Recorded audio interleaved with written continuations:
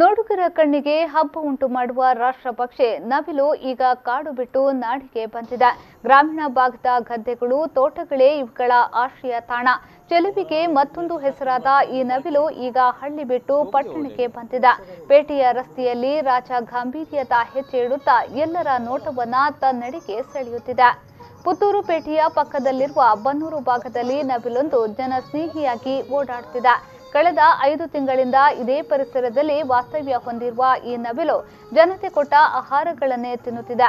ಕಾಡಿನ ಬದಿಗಳ ಗ್ರಾಮಗಳಲ್ಲಿ ನವಿಲು ತಂಡೋಪತಂಡವಾಗಿ ಬಂದು ನೆಲೆ ನಿಲ್ಲುವುದು ಸಾಮಾನ್ಯವಾಗಿದ್ರೂ ಪೇಟೆ ಬದಿಯನ್ನೇ ಆಯ್ದುಕೊಂಡಿರುವ ಈ ನವಿಲು ತನ್ನ ವಿಹಾರದ ಮೂಲಕ ಜನತೆಯ ಮನಸ್ಸನ್ನ ಸೆಳೆಯುವಲ್ಲಿ ಯಶಸ್ವಿಯಾಗಿದೆ.